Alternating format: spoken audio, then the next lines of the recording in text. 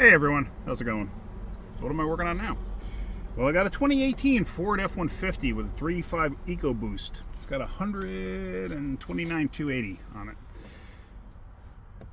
Customer called me, and he's actually from out of state somewhere. I forgot where, Colorado maybe.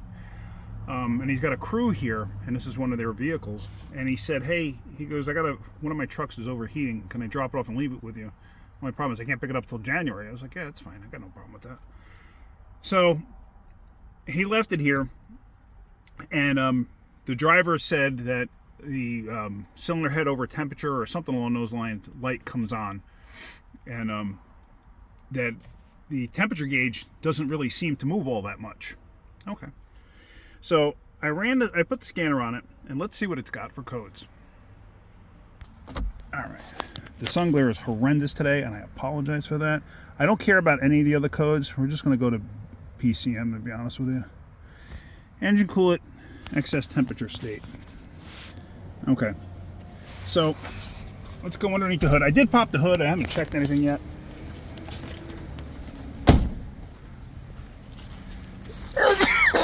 Woo! Excuse me. All right. First off, there is no coolant in the overflow bottle, or the expansion tank, I should call it. It's not an overflow bottle.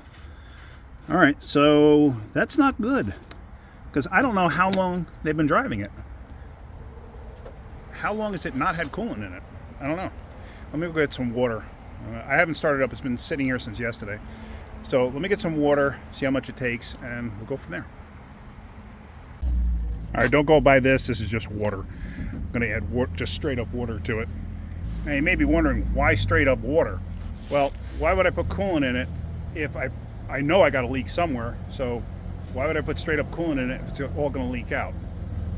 So I'm going to put water, yeah, straight up water in it. I said coolant, right? Yeah, okay. Let me see if I can set you up here.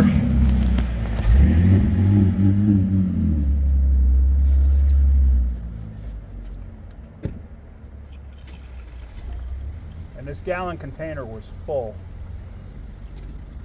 I got no clue how much it's going to take. I got no clue if there's anything wrong. I don't know if it's got a blown head gasket. I got no idea. Hopefully, they didn't drive the daylights out of it. But now you may be wondering, why didn't the temperature gauge go up if it had no coolant in it? Obviously, the motor's getting hot. Here we go. It's taking a gallon of water, and it's going to need more.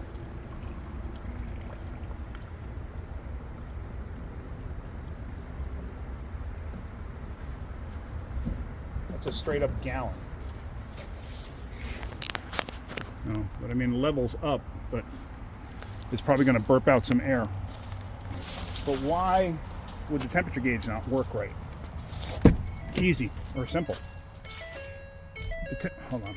The temperature gauge, the sensing unit, sits in coolant usually. However, on some of the 5.4s and 4.6s, or all the 5.4s and 4.6s and the 10 cylinders, they have a cylinder head temperature sensor that actually senses the temperature of the aluminum. Normally, a temperature sensor reads the actual temperature of the coolant. That's why it's called a coolant temperature sensor. If you got no coolant, there's nothing to read. So, let's start this up.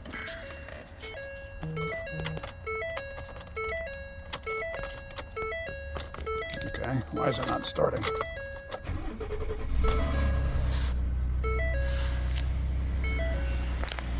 Yeah, it made a little bit of a clatter noise from the timing chains, probably because it's overdue for an oil change, if I had to venture a guess. Oil change required on the dash, and 120. Yeah, it's only 10,000 miles overdue by the sticker. Okay.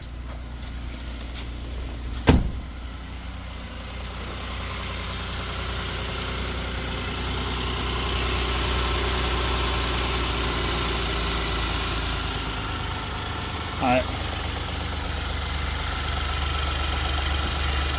This thing's going to have to go on a lift to see if I can't see a coolant leak somewhere.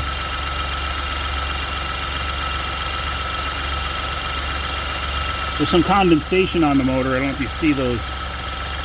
It looks like water droplets down there. That's just condensation. At least I'm pretty sure that's all it is.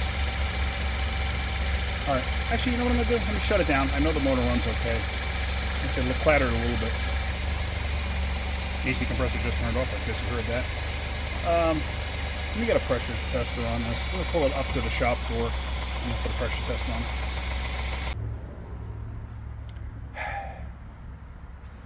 You ain't gonna believe this. All of these pressure adapters, this adapter, which is specific for Fords, nothing fits this design. Not one of these fits this. Oh, and also, if you ever think about buying this kit, don't.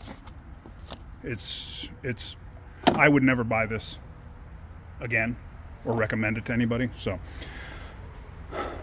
yeah, so I got nothing that'll fit this. I brought out my own specialty stuff too, and nothing fits it. So we just ordered what supposedly this one was supposed to fit it, but it doesn't.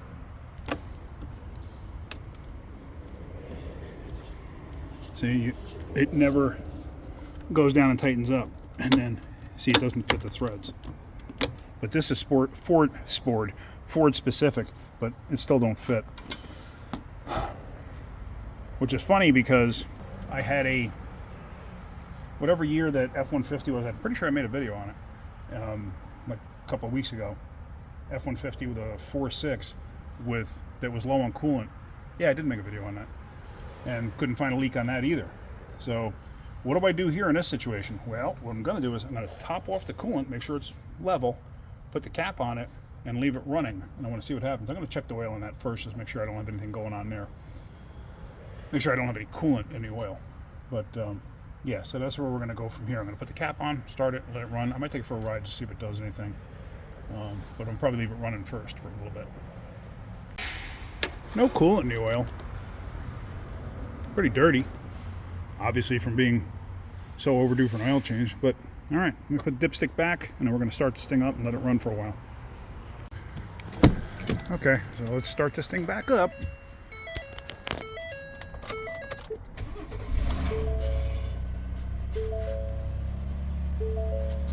Motor doesn't sound super healthy, and you notice it doesn't have a check engine light. So, about a gallon of coolant? Okay. Like I said, I think I'm going to take this thing just up the street real quick, get some heat in it, see if anything weird happens. I still can't believe I don't have a pressure adapter. So hopefully I get some pressure in it just from it running, and then put it up on a lift and hopefully see something. So just idling here, you hear that? Tap, tap, tap, tap. It almost sounds like a purge valve, but I don't think so. I think that might be a rocker or a lifter or something like that. Like I said, it's so overdue for an oil change, who the heck knows? Yeah. Definitely sounds like it's from this side though. Alright. I guess the good thing that it doesn't have any codes, but where did the coolant go? The other thing too is when you get low on a fluid, you get low on something, you know, like something consumable, like coolant. Coolant is consumable, oil, stuff like that. When you get low, the lower you get, the faster it will evaporate. Let's say the coolant, because it does evaporate. And then engine oil too. The lower you get, the faster you use oil, you know, because it breaks down and everything else. So, I don't know how to explain it any better than that right now. My head's in the clouds. Ugh.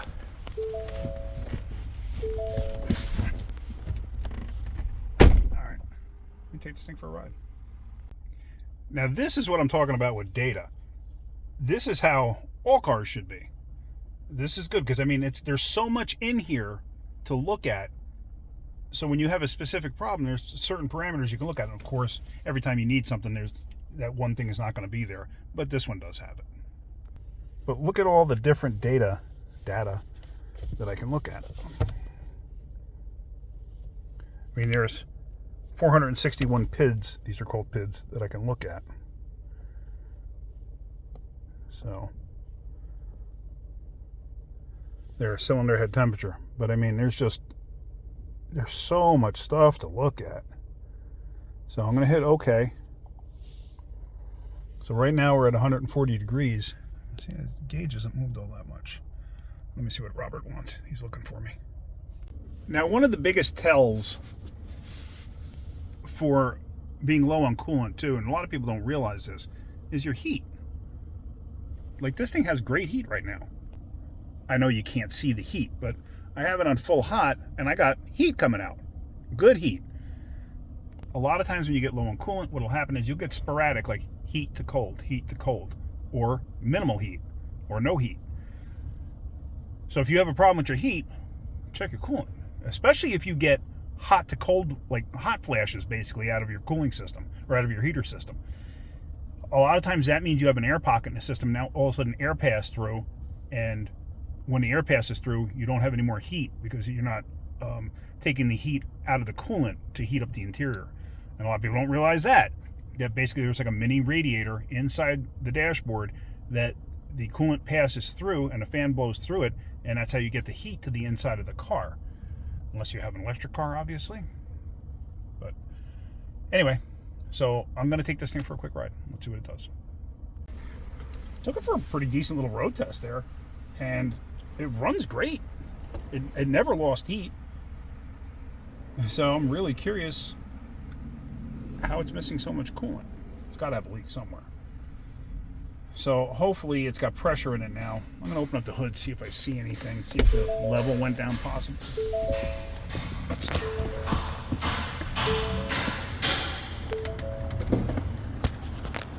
Let's see what we got. I think you got a close-up of my nostrils there. Let's see. Actually, I'm going to have to shut this off for a second. This hood's a little tricky. So the level actually stayed okay. I don't smell coolant. I don't see anything from a visual up top. The motor doesn't sound super healthy, but it does run good. I think it's just because of the fact that it's 10,000 miles overdue from an oil change, and the oil's pretty mucky. And this may be a good candidate for throwing a quart of automatic transmission fluid in it and let it run its way through the motor while I'm waiting to get it on the lift to check for the coolant leak. All right, we'll make a decision about that. So that's going to be it for this moment. Once I get it back up on the lift, then I'll let you guys see what I'm seeing. Now this is the good stuff. This is the stuff that will help clean up your motor. I'm going to add a quart of this to the engine oil.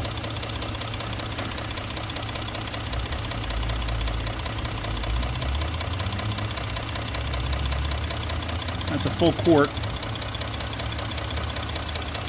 It's probably going to be a little bit overfilled, but not by much. So I'm going to let that work its way in. But yeah, old school Type F. It's actually the best stuff out there for unsticking lifters and stuff like that, especially when you have a vehicle that wasn't maintained well, like this one. So, all right, I'm going to let that work its way in, put this oil cap back on, and go from there. Now, before I clear the codes out of it, I just wanted to see, I didn't know if I explained this to you too. Cylinder head temperature. So yes, this thing does read cylinder head temperature and not actual coolant temperature. And I actually think this is a better way of doing it, reading the temperature of the actual metal itself, the aluminum head. I think that's a more accurate reading. So, but it's weird that the guy said that the gauge didn't seem like it was moving correctly. I don't know. Whatever. I mean, it seems to be working fine right now. But okay, I'm going to leave it run. The cooling system is under pressure. So it's under full pressure because it's fully heated up and I drove it and everything else. So I'm going to say it's probably at least 16 psi, which is perfect for a pressure test. So I just got to get it on a lift, that's all. So once I get it on a lift, hopefully I can see something. I don't know. I don't smell coolant. I don't see anything dripping on the ground. I'll let it sit for a while. No visible signs of any kind of leakage anywhere.